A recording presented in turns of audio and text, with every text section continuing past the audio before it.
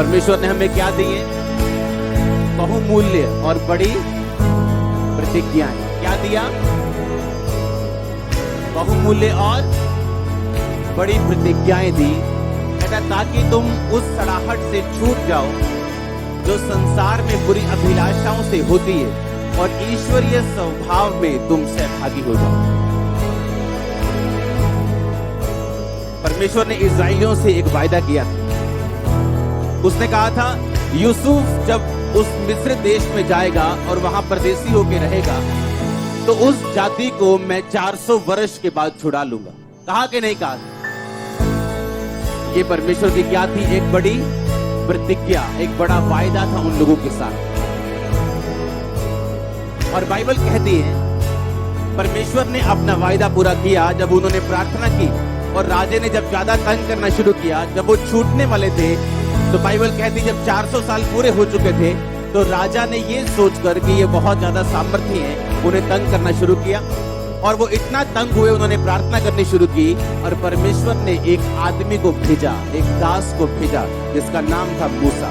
आमीन। सुनो, जब भी परमेश्वर आपको छुड़ाना चाहेगा वो एक आदमी को भेजेगा। याद रखना। और ये ऐसा पार्ट है जो लोग मिसअंडरस्टैंड करते हैं। उसने आपको बड़ी क्या दी? प्रतिज्ञाएं दी। कहता ताकि तुम उस सड़ाहट से छूट जाओ जो इस संसार की बुरी अभिलाषाओं से होती है। उसने इस्राएल को बड़ी प्रतिज्ञा दी थी कि मैं तुम्हें छुड़ाऊंगा। हाँ या ना? अपने पड़ोसी को बोलो परमेश्वर के वायदों पे ध्यान दे।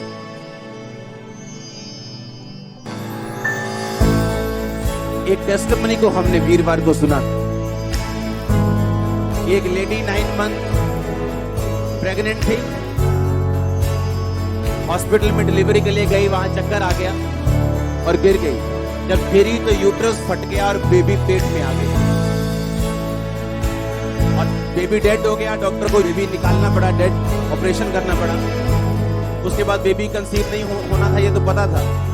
और कितने साल नहीं कंसीव हुआ तो डॉक्टर ने कहा सैरोगेसी कर लो, अपनी साली के गर्भ से बेबी ले लो, आपका स्पर्म हम उसके पेट में डाल देंगे। लेकिन आपकी जो वाइफ है वो मां नहीं बन सकती। और उसकी वाइफ जब सड़कों पे जाती थी तो लोग अपना बेबी उठा लेते थे, इसे नजर ना लगे। और किसी ने चर्च के बारे में बताया 30 सितंबर को एक स्पेशल प्रेयर हुई थी 2018 में, जब लोगों को आगे बुलाया था, सिर्फ उनके जिनके बेबी नहीं। और जब ले हैंड हुआ और 21 रोजे रखने के लिए बोला गया, 10वें दिन वो फटा हुआ यूट्रस प्रेग्नेंट था। और पिछले भी इस वीरवार को वो अपनी टेस्टिमनी देने के लिए आए थे। क्योंकि परमेश्वर ने आपको क्या दिए? बड़ी, तेरा वंश बचाया जाएगा, ये प्रतिज्ञा है। हाँ या ना? तुझे रोग नहीं होंगे, जो रोग मिस्रियों पे पड़े थे वो तुझ पे नहीं पड़ेंगे। तू विपत्ति में जाएगा जरूर पर यहोवा तुझे छुड़ाएगा। कहा था कि उसने नहीं कहा? ये आपके लिए बड़ी क्या है? प्रतिज्ञा, आपके लिए फायदा है। वो तुझे सिर बनाए, तुझे हेड बनाए, अगुआ बनाए, तुझे छोड़ेगा नहीं, त्यागेगा नहीं। तू गरीबी के श्राप में नहीं होगा, जिस काम पे हाथ लगाएगा वो फलवंत होगा। ये सारे क्या है? परमेश्वर के फायदे। जब एक फैमिली में सब बच्चे गूंगे बहरे पैदा हों और 25 साल की उम्र में मर जाएं, तो वो व्यक्ति सोच भी नहीं सकता मौतों के बाद कि मेरा बच्चा ठीक हो सकता है। कोई चर्च के बारे में बताता है क्रिसमस पे कान खुलते हैं और वो खुलते ही जाते हैं रोज। कितने समझ रहे मेरी बात? क्योंकि उसने हमें क्या दिए? क्या प्रतिज्ञा उसकी? उसके कोड़े खाने से तुम चंगे। जब हम प्रभु भोज लेते हैं उसकी प्रतिज्ञा को लेते हैं कि तेरे इस लहू बहाने से हमारे पाप माफ हुए और तेरे उस बदन के तोड़े जाने से मैंने शिफा पाई। ये मेरे लिए क्या है? आपके लिए क्या है? प्रतिज्ञा है, हाँ या ना? लेकिन प्रॉब्लम ये है, जब आप अपनी प्रतिज्ञा को पूरा होते हुए देखना चाहेंगे, शैतान आप पे अटैक करेगा। उसने देखा अच्छा इस्राएलियों के छूटने का टाइम हो गया, उसने राजा के दिल में डाल दिया कि इनको डबल काम दिया जाए, बेगारी करने वालों को इनके ऊपर नियुक्त किया जाए, इनको मुश्किल काम दिया जाए। राजा उन्हें दुख देने लगा। बाइबल कहती है उनके मेल चाइल्ड को, बेबी बॉयज को वो मारने लगा ताकि ये वंश आगे ना बढ़ सके। आप एक कदम आगे जाना चाहते हैं, शैतान आपको मारता है मुक्का, आप 2 कदम पीछे हो जाते। मैं सच बोल रहा हूं कि नहीं? आपको लगता है ये क्या होगा? क्योंकि शैतान ये देख चुका है वो प्रतिज्ञा आपकी लाइफ में पूरी होने वाली है। आप समझ रहे कि नहीं? शैतान ने ये देखा इस्राएलियों की लाइफ में कि ये छूटने वाले हैं और अगर ये छूट गए मैं फिनिश हो गया। उसने अटैक बढ़ाए। आप सोचते हो अब मुझे फाइनेंस में आगे बढ़ना है और आप 2 कदम क्या जा रहे हो पीछे। मैंने अपनी स्पिरिचुअल लाइफ में आगे बढ़ना है, आप 2 कदम क्या, क्योंकि उसको मालूम है वो वायदा, वो बुलाहट जो खुदा ने आपके लिए सोची, भीड़ के लिए नहीं, सिर्फ आपके लिए, वो पूरी होने वाली है। शैतान कुछ भी कर ले, आप किसी भी प्रेशर के नीचे क्यों ना हो, अगर खुदा का आत्मा यहां पे मौजूद है और वो सच्चा है तो वो पूरी होने वाली है। क्योंकि शैतान जब आपके लाइफ में परमेश्वर के वायदों को पूरा होते हुए देखता है और सूंघ लेता है कि कुछ होने वाला है, वो आप पे अटैक करने की कोशिश करता है। पॉलिटिकल प्रेशर, रिश्तेदारों का प्रेशर, बेस्ट फ्रेंड का प्रेशर, फैमिली प्रेशर, पर अगर आप झुके नहीं और खुदा को छोड़ा नहीं तो हर वो प्रतिज्ञा जो परमेश्वर ने आपके साथ की है वो पूरी होगी। वो आपकी फैमिली के लिए आपको आत्मा से भरने की प्रतिज्ञा करता है, आपको आपके फाइनेंस को ब्लेस करने की प्रतिज्ञा करता है।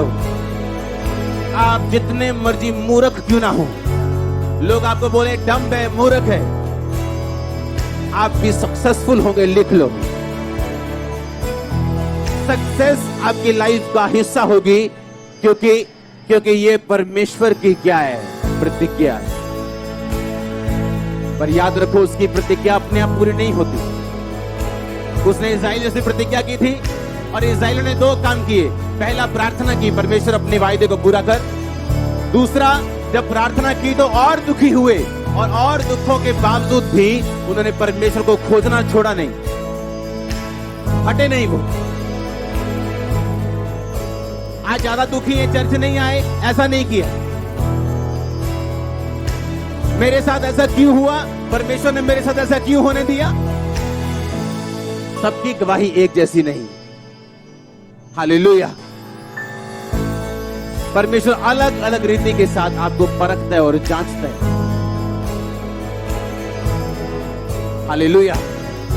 उसने कहा उसने तुम्हें बड़ी प्रतिज्ञाएं दी, बड़े वायदे तुम्हारे साथ किए।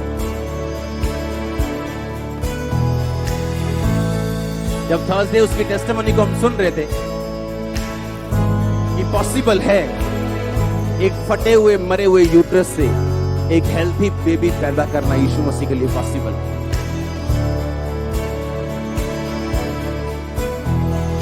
और सेम टेस्टिमनी इनकी, ये भी 30 सितंबर को आप पुलपट पे आए थे, उसी दिन आपके हस्बैंड आए थे और जो आपको इंस्ट्रक्शन बोली गई थी 21 रोजे रखने, और उस इंस्ट्रक्शन को आपने फॉलो किया। और जब प्रार्थना हुई उसके बाद सितंबर में प्रार्थना हुई और आप प्रेग्नेंट कब हुई?